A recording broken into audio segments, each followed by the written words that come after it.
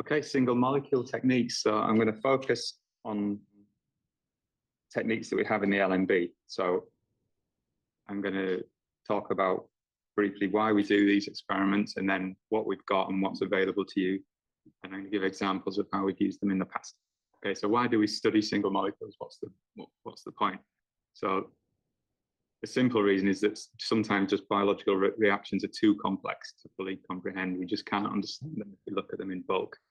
Single molecule experiments allow us to break these things down into and look at them, look at each individual molecule and see what's happening. So that allows us to look at the properties of individual molecules, and we can see sort of rare events along the timeline, or you can see obviously when you look at the averages, looking at single molecules, you're going to pick out a lot more information than if we just do a bulk ensemble assay.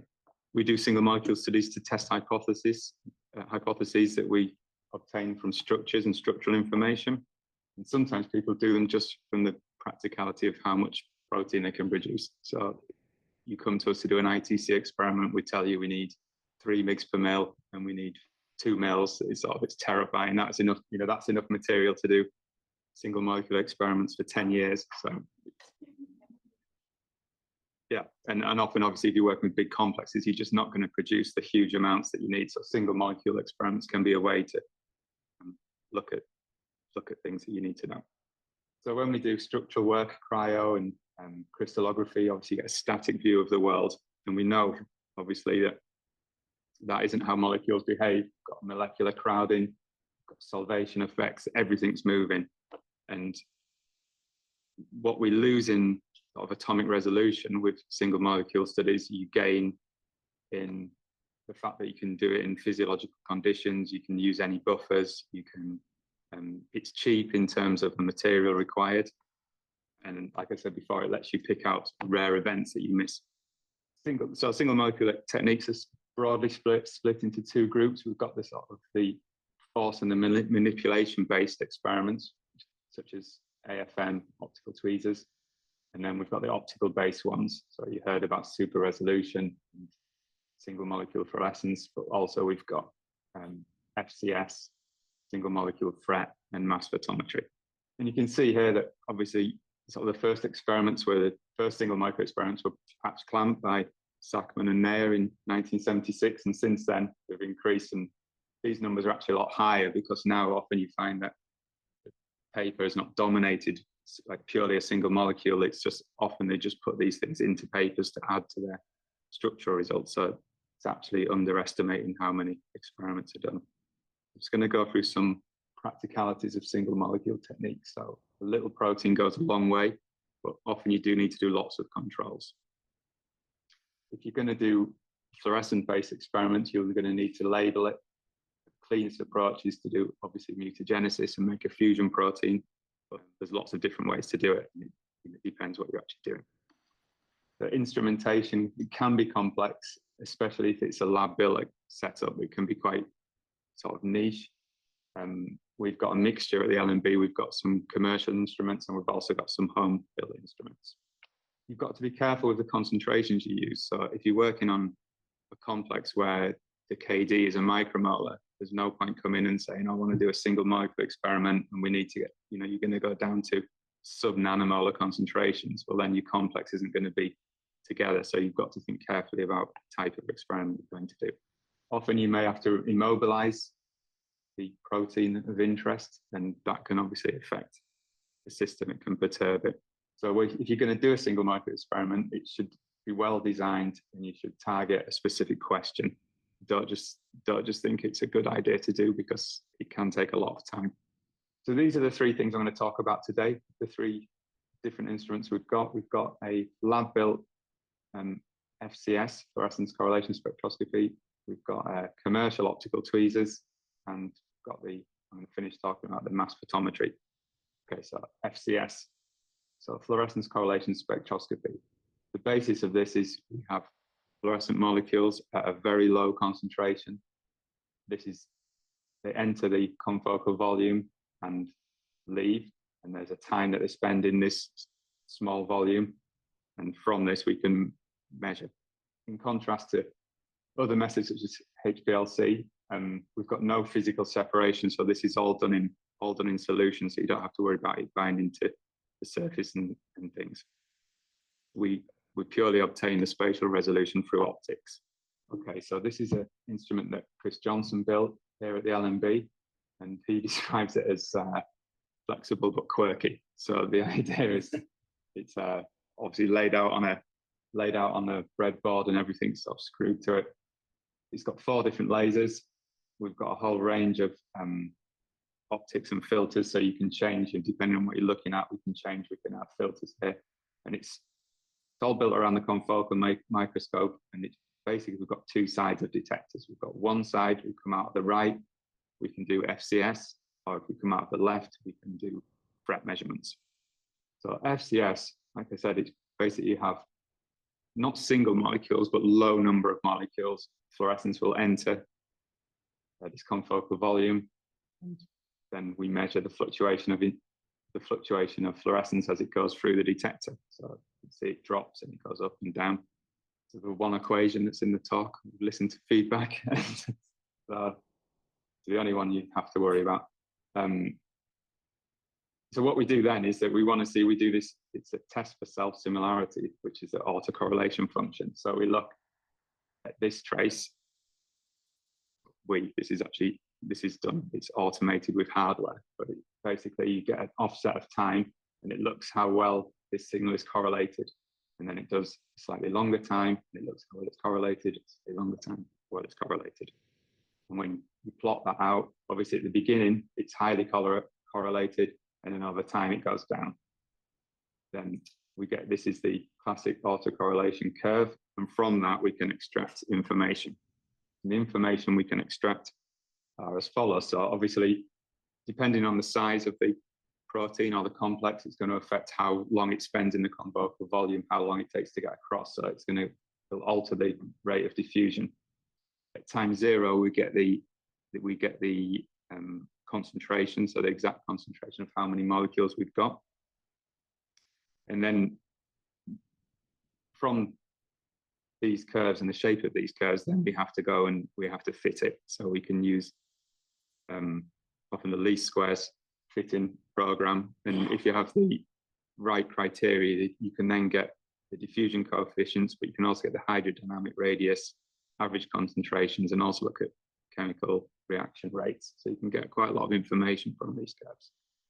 We've also got this set up to do what's called the cross-correlation spectroscopy. And that's where we've got 2 detectors and we can do one of 2 things. So we can split the signal equally into both detectors. That has the advantage of, if we just have one detector, you can get what's called afterpulsing, and that's basically we get false signals from the detector.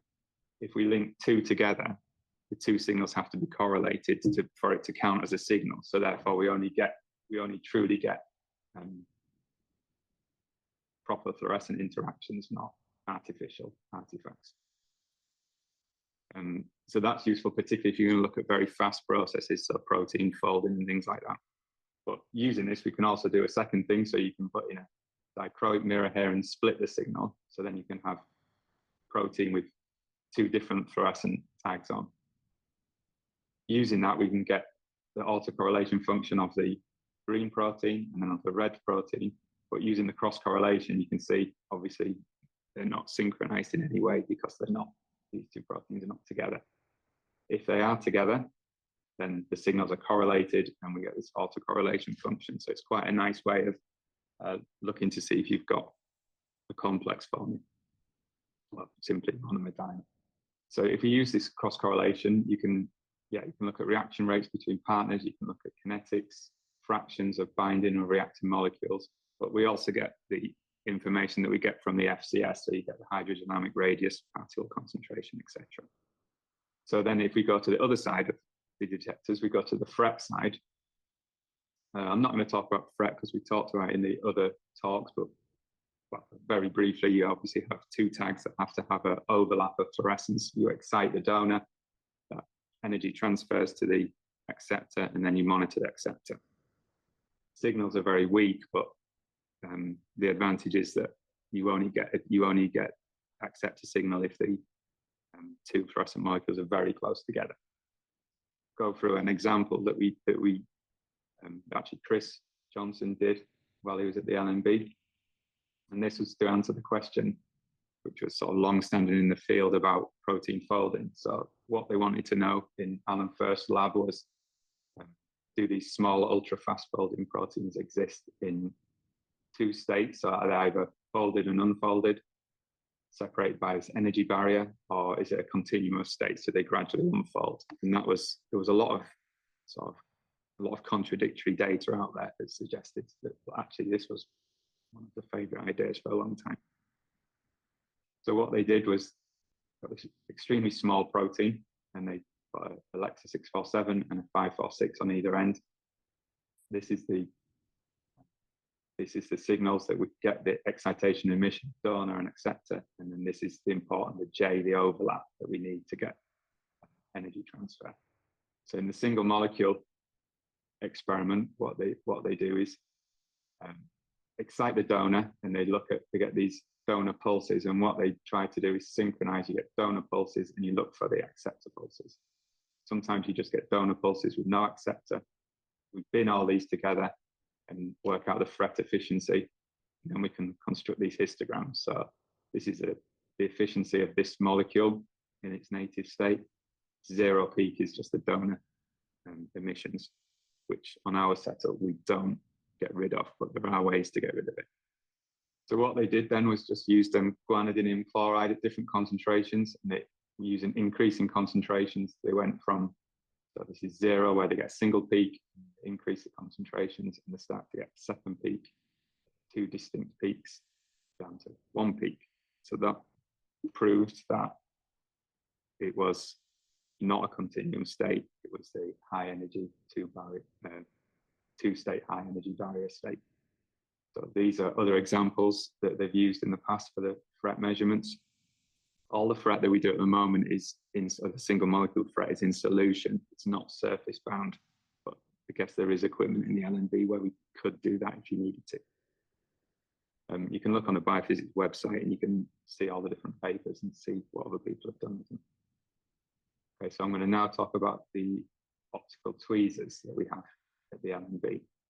So it's a dual trap setup, and it's a commercial instrument, so it's something that you can be trained to use in a few days, and pretty good data with it.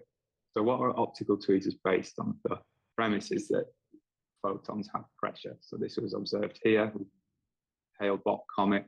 The sun is over here, and it was Kepler who observed it, regardless of the direction the comet was going, the tail always points away from the sun because of the photon pressure of the sun. Pretty much nothing was done with that for the next 250 years. Not massively useful until scientists created the single beam trap. So that was using a laser. They were able to actually trap atoms, and that's what Stephen Chu won the Nobel Prize for in '97. But at this time when it was invented, they also started doing a lot of biological experiments. So there's a lot of work being done on actin and myosin and kinesin motors, an awful lot on DNA and polymerases as well. So this was basically from '97 onwards. And then 2018, Arthur Ashkin, who pioneered all this optical tweezer work, finally got the Nobel Prize. He was 98 when he got that. Sorry, he was 96 when he got that, so it was a bit late for him. Keep believing. Okay, so photon pressure. So every photon carries energy, which we've seen before, and this energy can be transferred. So this is something you see at school, this crux radiometer, which doesn't actually demonstrate photon pressure, but it's often described that it does. It's actually a heat engine.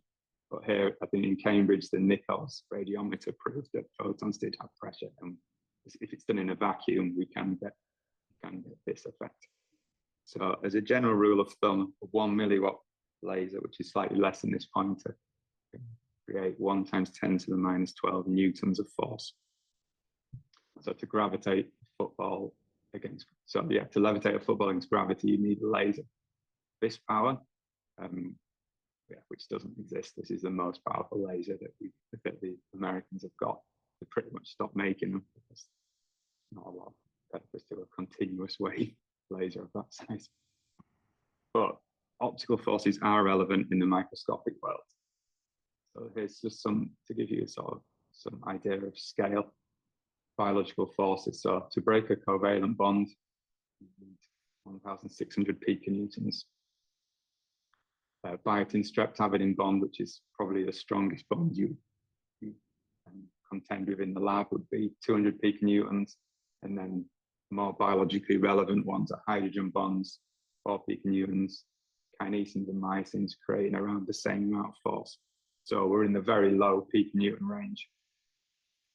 The optical tweezers we've got is based around a 10-watt laser, and if that's on full power, it can create about 1,000 piconewtons. So there's not enough energy to break covalent bonds, but we virtually don't do any experiments at this range. This is sort of pushing the optics, I guess. It could do damage to it. And also there's better techniques. If you wanted to rip things apart, you probably want to start thinking about doing AFM experiments. So the theory behind optical tweezers are basically when light shines onto an object, it's absorbed and reflected, and that creates a scattering force. However, if we get refraction, so what Arthur Ashkin worked out was that if you have a bead into liquid, and as long as it has a higher refractive index, we get refraction, and that creates these gradient forces. And the gradient forces, if they're higher than the scattering forces, will bring in this case, the bead to the focus. Movie was on the beginning. So these are 4 1-micron beads that are held in the optical tweezers, and you can move them around, steer them around. The reason it's called optical tweezers, because initially it was done with 2 lasers sort of pointing at each other, and so it's extremely hard to align, and you had to trap the bead in between, where they met. Whereas they actually discovered that if you shine a laser into an objective, you get this 3D Gaussian laser spot. So it's a 3-dimensional intensity, and that's perfect because then it holds these beads. As long as they're smaller than the wavelength or around the wavelength of the light, it holds them stably. We do most experiments with beads between 500 nanometers and 1 micron in size. So you can go up to 5 micron beads as well, depending on what you want to do. So this is the basic setup of the optical tweezers. The one we've got is a lot more complicated because there's a lot more parts to it, which I'll show you. But this is, to get a stable optical tweezers, all you really need is infrared laser, shine it through a couple of, so expand the beam, shine it through some objectives and overfill the back objective. And that creates this steep 3-dimensional gradient, as long as you've got a good objective with high numerical aperture. And then it's just a matter of having cameras, ICCD cameras, or detectors to see what you're doing. So this is the optical tweezers we've got. This is on the 3rd floor next to flow cytometry. It's as I say, it's a commercial instrument. It's got a very powerful infrared laser, but because it's been commercially made, it's got a lot of interlocks and a lot of fail-safes. So it's with a few hours training, it's safe for anyone to use. As soon as you can't open the lid, obviously, while it's running. So I'm going to talk through the things that the tweezers that we've got, the LMB, has available, because it's, as I say, it's got quite a lot of things that some sort of homemade systems don't have. So the whole instrument is built around a wide field microscope, and it's got turf objectives, so you can do turf microscopy. It's got 3 different lasers, blue, green, and red. We've also got interference reflective microscopy, so you can do IRM imaging, which I'll show you some examples of. Obviously, it's got bright field imaging. The whole thing can be temperature controlled from room temperature to 37 degrees. And obviously, the point of the optical tweezers is that you can measure positions and apply forces to single molecules. The system we have also has the microfluidic flow chain, which allows you to design quite novel experiments. And the good thing about it is obviously we can collect everything simultaneously, so all these things at once. So this is what the microfluidic system looks like. You've got these 5 syringes here where you can put in different solutions. And it goes to, there's different flow cells, different designs of flow cells. This is a typical flow cell. where you can, these ports obviously go into these things. You can then apply you can control the flow, you control by altering the pressure, you control the rate of the flow, and then you get a laminar flow. So what we actually get created here is we get 3 flows along in this direction, where because of the laminar flow, the samples don't mix, so you can have individual reactants in the chamber. So like this, for instance, you could have beads in the first one, have DNA in the second one, you might have protein 1, protein 2 in the next one. So beads, DNA, usually you want some buffer in one of them. You could go into here and get some protein and come back to the buffer, so you can steer around and sort of build your experiment up. So this is an example from the Lumix website, but basically they have DNA held between 2 beads. They have a protein that's diffusing, and then you move into another channel where there's a single-stranded DNA binding proteins. Then you can see this starting to bind. Then they move into the next channel where there's a protein. The protein then moves, and then they apply force. And this is plotted in a kinemagraph, which is sort of the classic way to present these sort of mechanical fluorescent measurements. Alternatively, you can make your own chambers. You can have it so there's no flow, you just have it all contained within the, so here there's just 3 channels with a cover slip stuck down. Really depends on what you're doing. Sometimes this flow is brilliant. Sometimes, for instance, if you do experiments, I wanted to do something with microtubules, it was really important to keep the critical concentration of the microtubules correct. So it wasn't ideal to have sort of flow going through. So in that case, I did it in a flow seal chamber. So a typical experimental design with the optical tweezers. Virtually all experiments are built around either a single bead or a double bead. So there are occasional experiments where people have used more, but it's quite rare.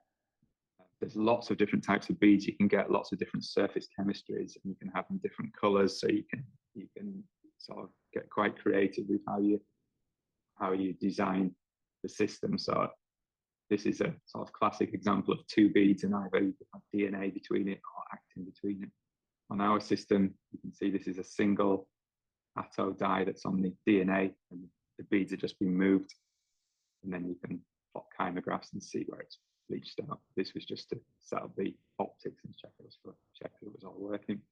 Yeah, people sometimes design they might use beads of different sizes, so that'll allow, if you've got different chemistries on the beads, it's nice to be able to distinguish them. So you can use smaller and larger beads for that. So on our system, we have this IRM microscopy. The basic IRM, the signal you get directly relates to how close objects are to the glass surface. So the closer to the surface, we get reflected back, and then we get this phase shift. That then gives this destructive interference, and that then on the image then looks black.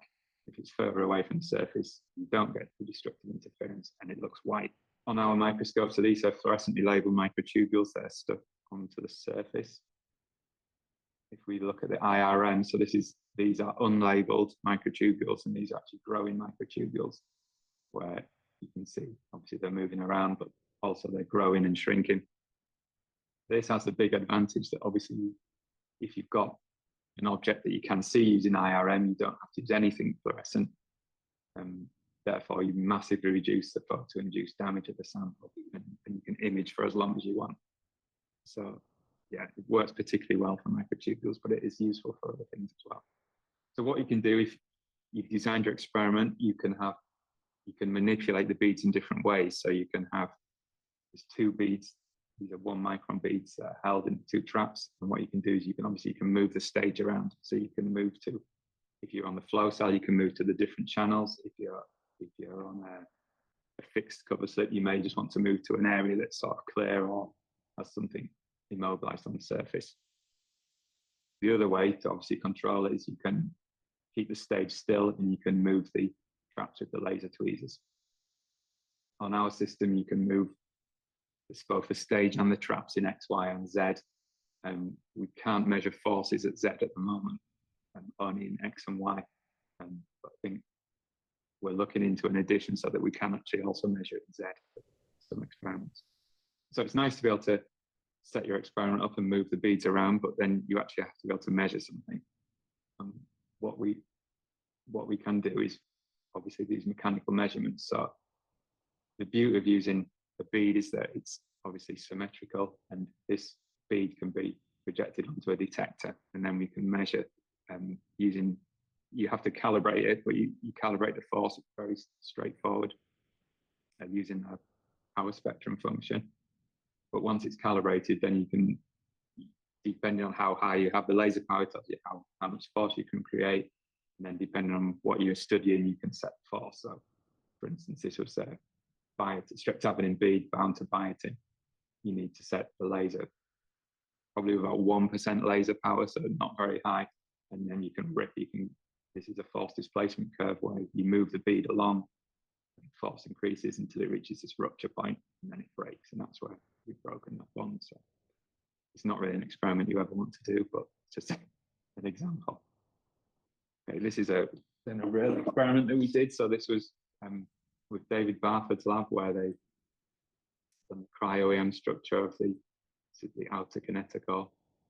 What they wanted to know was they had this structure, and then they had certain points where NDC80 and the DAM1 connected, and they made mutations at the different junctions where they're connected, and saw that this affected the viability of yeast. And then they wanted to see why this was the case. So we did design these single molecule experiments where we had have to have growing microtubules, the DAM1 ring in solution, so that formed the rings around the microtubules, and then the NDC80 attached to the bead. So this was just a single bead experiment, where then using the IRM imaging, you can bring the bead into proximity of the microtubule. You've got to let it bind to the matrix and move it to the tip, and then you've got to pull it away and hopefully get a rupture force. So then we get these force ramps and rupture forces. With single molecule experiments, it's easy to get one, but unfortunately you have to get hundreds. Usually this was the case, so they had 5 different mutants, and obviously then you have to do the wild type controls and mutant controls. And from that we measured the forces. So we had the wild type measurement, and then the mutants that they'd created could sustain much less force. So that correlated well with what they'd seen with the cryo-EM and their yeast experiments. So other applications that we do here at the LMB, we're looking at the buckling force of the microtubules. Stephen's doing some experiments where he's looking at RNA binding proteins. So this is the imaging, so force and imaging of RNA binding proteins. Also looking at cohesion, so looking at the other end of the kineticore, so looking at the forces that the CCAM proteins can produce when they're bound to DNA, as opposed to the microtubule end in the kineticore. If you go onto the website for Lumix, they have all the publications that have been done with the C-trap, and it's quite good to look and see what other people have done, because then you're not sort of designing an experiment from scratch. And these are kind of 4 separate things that they've split into. These are sort of popular fields at the moment, particularly phase separation. Okay, the final piece of instrumentation I want to talk about today is mass photometry. And this is based around this interference microscopy again. It's a commercial piece of equipment that we have upstairs. It's interference scattering microscopy for single molecules. And they call it mass photometry, and they describe it as weighing molecules with light. So the key feature of mass photometry is the detection of this elastic scattering. So basically small particles will do Rayleigh scattering, and therefore the good thing about this is it's completely label free. This microscopy has been around a long time, but the big challenge was to obviously separate the tiny signals you get from single molecules from the huge speckled background. And that's what we finally have managed to do. This is what the instrument looks like. If you lift this lid up, you have the objective here, and then you can put a clean cover slip with a gasket on top, and then you can just sample-wise, you use between 10 and 20 microliters of sample, you need to be quite low concentration, which obviously there's pros and cons of that, but below 100 nanomolar and label free. The range is huge, so you can go from, ours goes down to 60 kilodaltons, and it goes all the way up to megadaltons. This is what it looks, so this is what the signal looks like. So when you have your protein of interest on, you collect, and each of these dots that appears and disappears is a protein landing on the surface. Briefly, how it works is you have a protein finds to the surface. The laser, there's a green laser that shines through, that's some of it's reflected and some of it hits the protein and is scattered. Scattered and reflected light then goes back down the objective, and this scattered light interferes and creates a spot. Depending on the size of the protein, or it doesn't have to be protein, it can be DNA, it can be all sorts of things, but in this case, protein then changes the intensity of the spot. And this contrast that generated is due to this destructive interference. And what's important is that it's directly proportional to the mass. So it doesn't give us any information on the shape of the molecule, so we don't know if it's long or globular, but it's directly proportional to mass. We can obviously, as with all single molecular experiments, you then collect hundreds of these landing events, and then each one of these that lands will be collected and will form this graph. So it's quite fast, it's 100 frames per second that it collects movies at, and you typically only collect for 1 minute. So it's a 1 minute collection. So then what the company did was they did this running average where they average 5 to 1, and that creates this ratiometric view, because they basically subtract anything that something lands, and then here they look like they're disappearing, but they're not. They land and they're stuck to the glass. But if it's there in the previous 5 frames, it's eliminated. So that's what allows us to see things so clearly. Whereas if you just looked on a normal view, it would just be completely speckled and you don't see anything.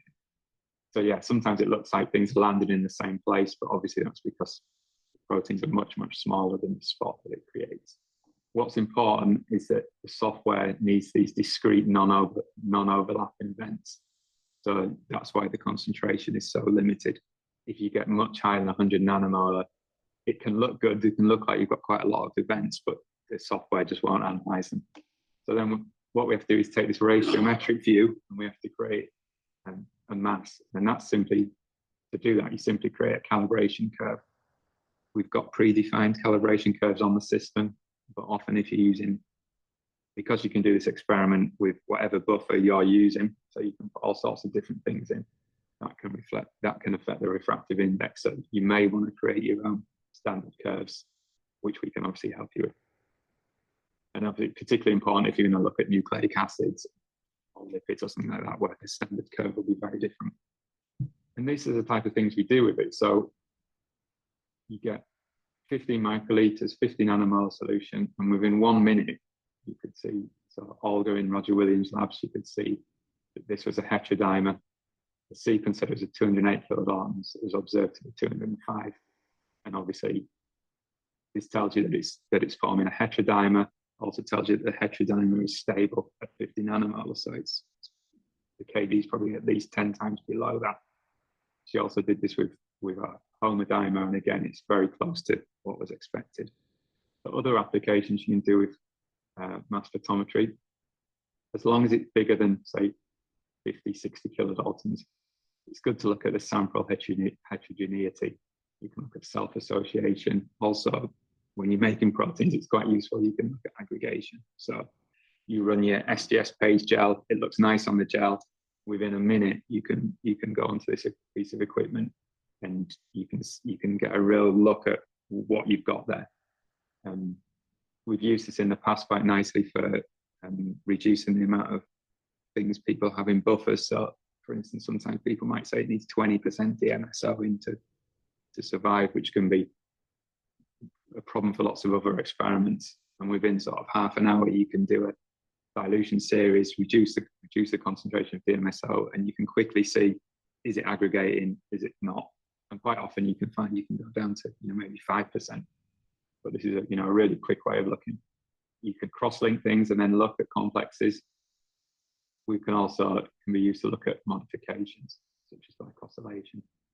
It can be used for nucleic acid. As I say, you have to do a completely different calibration curve, but it can, you can use it for that. And there are papers where people have used it on immobilized bilayers. We've never tried them. In theory, you can also work out affinities with it, but it's not really used for that. The important thing is it's really quick, very low amounts, and uses no labels.